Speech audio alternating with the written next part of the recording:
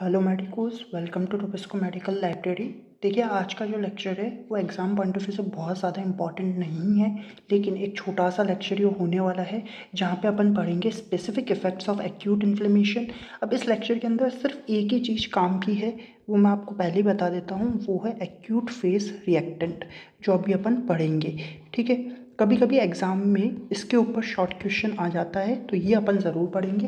But अगर अपन बात करें एक्यूट इन्फ्लेमेशन की, तो उसके कुछ स्पेसिफिक इफेक्ट्स हो सकते हैं। क्या क्या? एक तो फीवर, इसके अलावा ल्यूकोसाइटोसिस, इसके अलावा एक्यूट फेज रिएक्टेंट प्रोटीन जो अपन पढ़ेंगे आज के लेक्चर में, इसके अलावा लिम्फ एंजाइटिस और लिम्फ एडिनाइटिस, और इसके अलावा शॉक। ये 5 अपन कह रहे हैं कि स्पेसिफिक इफेक्ट है जो एक्यूट इन्फ्लेमेशन की वजह से देखने को मिलते हैं।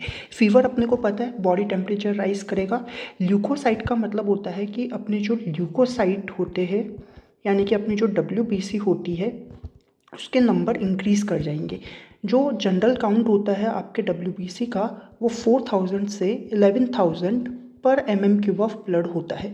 अब अगर ल्यूकोसाइट का काउंट 11000 पर mm³ से ज़्यादा हो जाता है, तो उस कंडीशन को ल्यूकोसाइटोसिस कहा जाता है। इसके बाद एक्यूट फेज रिएक्टेंट प्रोटीन, ये अपन नीचे पढ़ेंगे अभी। उससे पहले अपन बात करते हैं लिम्फ एंजाइटिस और लिम्फ एडिनाइटिस की। देखिए, लिम्फ एंजाइटिस का मतलब होता है इन्फ्लेमेशन ऑफ लिम्फेटिक वेसल्स, कि जो लिम्फेटिक वेसल है उसका अगर इन्फ्लेमेशन हो रहा है तो उसे लिम्फ एंजाइटिस कहते हैं। जब भी आइटिस टर्म आता है, इसका मतलब है कि इन्फ्लेमेशन होगा।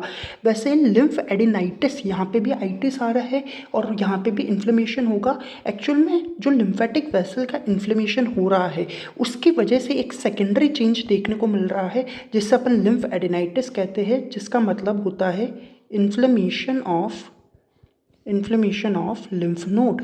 लिम्फ नोड का अगर इन्फ्लेमेशन हो रहा है, that is called as the lymphadenitis. इसके अलावा शॉक जो है वो अपन हीमोडायनामिक्स के चैप्टर में बहुत डिटेल में पढ़ेंगे, यहाँ पे अपने को पढ़ने की ज़रूरत नहीं है। चलिए, अब अपन बात कर रहे हैं एक्यूट फेज रिएक्टेंट की। देखिए, एक्यूट फेज रिएक्टेंट जो होते हैं वो अपन कह सकते हैं किसी भी टिश्यू ट्रॉमा या इन्फेक्शन के रिस्पॉन्स में रिलीज करे जाते हैं प्लाज्मा के अंदर। अब क्यों रिलीज करे जा रहे हैं? ताकि नॉर्मल सेल्स जो है उन्हें प्रोटेक्ट करा जा सके, चाहे फिर वो अपन देखें कि टिश्यू ट्रॉमा हो या फिर कोई इन्फेक्शन हो, उससे अपनी नॉर्मल सेल्स को प्रोटेक्ट किया जा सके। इसलिए अपन देखें तो एक्यूट फेज रिएक्टेंट जो होते हैं वो रिलीज किए जाते हैं प्लाज्मा में। अब कुछ एग्जांपल्स है आपके एक्यूट फेज रिएक्टेंट प्रोटीन के, बिल्कुल रटने वाला टॉपिक है, आपको जितने एग्जाम्पल याद रहे अच्छी बात है। कि एक तो अपन कह रहे हैं कुछ सेल्यूलर प्रोटेक्शन फैक्टर्स हो सकते हैं, जैसे कि अल्फा-1 एंटीट्रिप्सिन हो गया, प्लाज्मिनोजन एक्टिवेटर इनहिबिटर हो गया। इसके अलावा कुछ कोएगुलेशन फैक्टर्स हो सकते हैं, जैसे कि फिब्रिनोजन हो गया या फैक्टर 8 हो गया, और भी जो क्लॉटिंग फैक्टर्स वगैरह आते हैं वो सब इसमें आ जाएंगे। इसके अलावा कुछ ट्रांसपोर्ट प्रोटीन्स हो सकते हैं, जैसे कि सेरुलोप्लाज्मिन हो गया या फिर ना आपके हेप्टोग्लोबिन हो गया। इसके अलावा कुछ इम्यून एजेंट्स हो सकते हैं, जैसे कि सी रिएक्टिव प्रोटीन, कुछ स्ट्रेस प्रोटीन्स हो सकते हैं, जैसे कि हीट शॉक प्रोटीन या लाइक वी कैन से यूबिक्विटिन, और कुछ एंटीऑक्सीडेंट्स हो सकते हैं, जैसे कि सेरुलोप्लाज्मिन। अब ये जो अपन देखें कि एक्यूट फेज रिएक्टेंट प्रोटीन्स होते हैं वो मेनली लीवर के अंदर बनते हैं, और थोड़े बहुत अपन देखें तो मैक्रोफेजेस में बन रहे हैं, मेनली लीवर में बनते हैं। ये पॉइंट आपको याद रखना है, कभी कभी MCQ फिलअप में पूछा जा सकता है। बाकी ये जो ऊपर अपन ने एग्जाम्पल्स देखे, जितने आपको याद रहे अच्छी बात है।